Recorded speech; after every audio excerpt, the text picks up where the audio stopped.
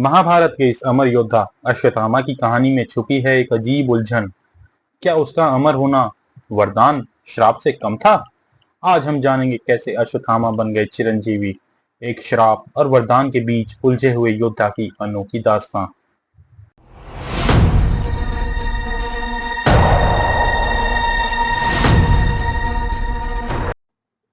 अश्वत्थामा गुरु द्रोणाचार्य के पुत्र, योद्धाओं के वंश में जन्मे थे। उनके पिता द्रोणाचार्य न सिर्फ युद्ध कला के एक प्रशिक्षक थे, बल्कि एक आदरणीय ऋषि भी थे, जो सम्मान और श्रद्धा के पात्र थे। अश्वत्थामा ने अपने पिता की शक्ति, बुद्धि और युद्ध के ज्ञान को अपनाया, जो उन्हें अपने समय के सबसे शक्तिशाली योद्धाओं में से एक बनाता है। लेकिन उनका जीवन एक श्राप की छाया के अभिभूत था, एक ऐसा श्राप जो उन्हें चिरंजीवी बना देगा, यानी अमर, पर एक भयानक कीमत के साथ।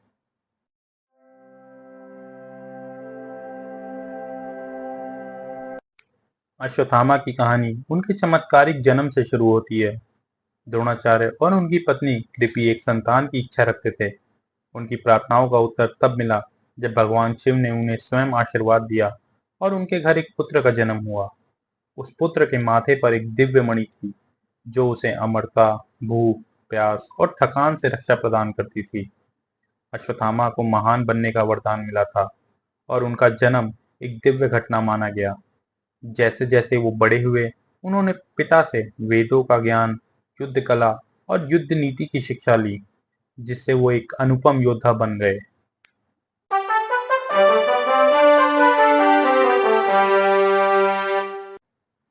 अश्वत्थामा कौरवों और पांडवों के साथ बड़े हुए, क्योंकि उनके पिता दोनों के राजगुरु थे। हालांकि इन भाइयों के बीच गहरा संबंध था, लेकिन शुरू से ही शत्रुता का बीज बोया जा चुका था। अश्वत्थामा की दुर्योधन के साथ गहरी दोस्ती हुई, जो कौरवों के सबसे बड़े भाई थे। दुर्योधन ने अश्वत्थामा में न सिर्फ एक विश्वसनीय दोस्त देखा, बल्कि एक शक्तिशाली साथी भी। अपनी तरफ से अश्वत्थामा को दुर्योधन के प्रति गहरा विश्वास और समर्पण था, जो बाद में उनके जीवन के महत्वपूर्ण फैसलों का मूल आधार बन गया। जैसे जैसे कौरव और पांडव बड़े होते गए, उनके बीच की शत्रुता और गहरी होती गई।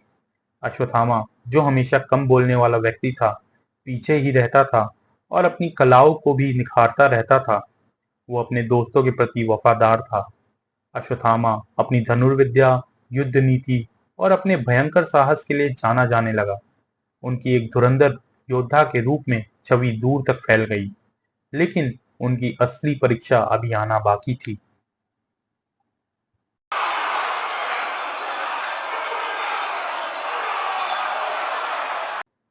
महाभारत का युद्ध अनिवार्य था। कौरव और पांडव ऐसे मोड़ पर आ गए थे जहां से वापस लौटना संभव नहीं था, और कुरुक्षेत्र का मैदान इस महान युद्ध के लिए चुना गया। अश्वत्थामा दुर्योधन के प्रति अपनी वफादारी से बंधे कौरवों के साथ अपनी जगह लेने के लिए प्रस्तुत हुए। उनके पिता द्रोणाचार्य कौरव सेना के सेनापति थे, जो अश्वत्थामा के कंधों पर अपार जिम्मेदारी डालते थे। जैसे जैसे युद्ध आगे बढ़ता गया, युद्ध का मैदान अपार खून खराबा और विनाश का स्थल बन गया। अश्वत्थामा ने वीरता से युद्ध किया, अपने कौशल और शक्ति का प्रदर्शन किया। वो बेहद निर्दयी थे। उनके तीर अपना निशाना कभी नहीं चूकते थे और उनकी युद्ध नीतियां भी बेहद सही थी। लेकिन युद्ध का पलड़ा कौरवों के पक्ष में नहीं था। अपनी सारी कोशिशों के बावजूद पांडव, जो भगवान कृष्ण के मार्गदर्शन में लड़ रहे थे, धीरे धीरे जीत की ओर बढ़ने लगे। अश्वत्थामा के जीवन का मोड़ उनके पिता द्रोणाचार्य के निधन के साथ आया। युद्ध के 15वें दिन पांडवों ने द्रोणाचार्य को हराने के लिए, जो कि अजय थे, छल कपट का सहारा लिया। युधिष्ठिर, जो अपने सत्यवाद के लिए प्रसिद्ध थे, कृष्ण के कहने पर आधा सत्य बोलने के लिए तैयार हुए, जो द्रोणाचार्य को यह विश्वास दिलाएगा कि उनका प्रियतम पुत्र अश्वत्थामा मर चुका है। युधिष्ठिर ने घोषणा की, अश्वत्थामा मारा गया, लेकिन चतुराई से ये शब्द जोड़ दिए, मुझे पता नहीं वो इंसान था या हाथी। द्रोणाचार्य इन शब्दों को सुनकर बिल्कुल टूट गए। उनका हृदय चकनाचूर हो गया और उन्होंने अपने हथियार डाल दिए, जिससे धृष्टद्युम्न के लिए उन्हें मारना आसान हो गया। और उसने उनका सर काट दिया। द्रोणाचार्य की मृत्यु अश्वत्थामा के लिए एक ऐसा आघात थी जिसे वह सह नहीं सके। उनका मन क्रोध, शोक और प्रतिशोध की भावनाओं से बह गया। जो व्यक्ति उसका मार्गदर्शक, गुरु और उसका पिता था, अब इस दुनिया में नहीं था और अश्वत्थामा ने अपने पिता की मौत का बदला लेने की कसम खाई।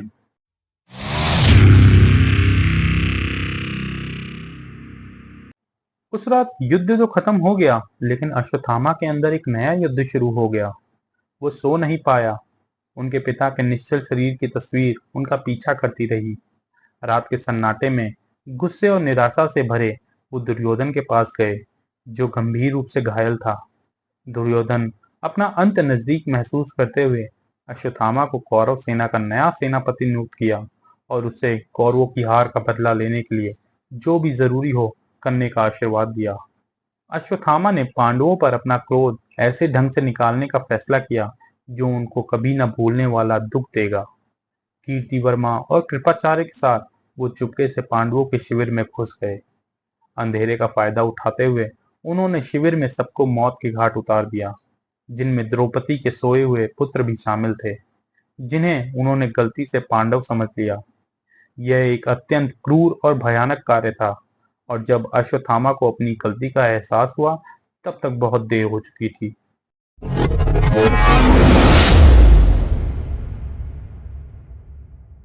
अगली सुबह पिछली रातों की विचित्र घटनाओं का खुलासा हुआ। द्रौपदी अपने शोक में न्याय की मांग करने लगी। पांडव, विशेष रूप से भीम, क्रोध से भरे हुए थे और उन्होंने द्रौपदी के चरणों में अश्वत्थामा को लाने की कसम खा ली।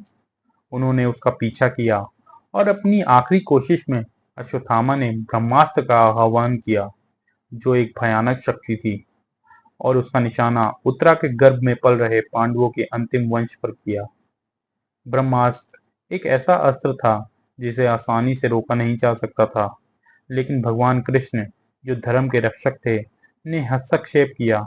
उन्होंने उत्तरा और उसके गर्भ में पल रहे शिशु परीक्षित को सुरक्षित किया और अश्वत्थामा को आदेश दिया कि वह अपना अस्त्र वापस ले। अश्वत्थामा, जो अपनी भावनाओं पर नियंत्रण खो चुके थे और ब्रह्मास्त्र को वापस लेने में असमर्थ थे, ने उस अस्त्र को आकाश की ओर मोड़ दिया, जिसने पांडवों के वंश को बचा लिया। कृष्ण अश्वत्थामा के कार्यों से क्रोधित थे।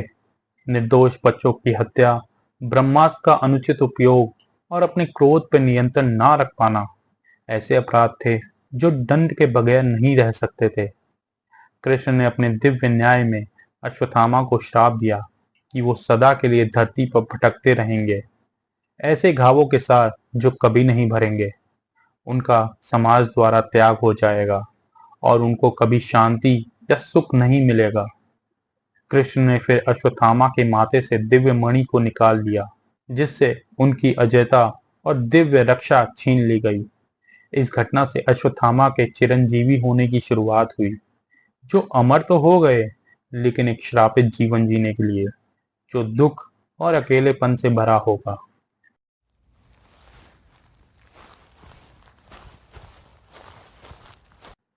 अपनी शक्तियों से वंचित अश्वत्थामा एक भटकते इंसान बन गए थे, जो एक जगह से दूसरी जगह घूमते रहे, लेकिन कभी आराम नहीं मिला। जो शरीर कभी मजबूत था, अब कमजोर हो गया था और असीम घावों से घिरा हुआ था, जो कभी नहीं भरेंगे। अमर होने का श्राप, जो कभी वरदान माना जाता था, अब एक बोझ बन गया था, जिससे वो कभी मुक्ति नहीं पा सकते थे।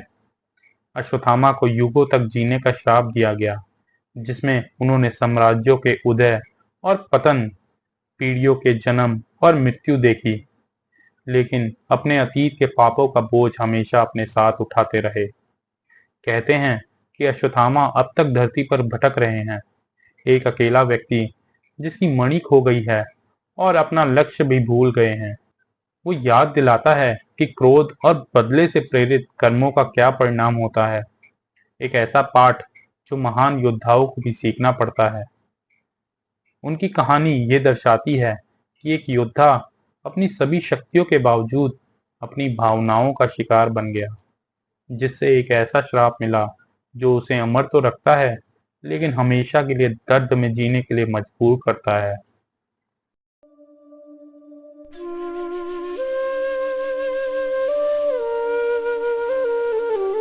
अश्वत्थामा की जिंदगी एक मजबूत याद दिलाती है कि अधर्म या अन्याय का मार्ग दुख और अफसोस की तरफ ले जाता है।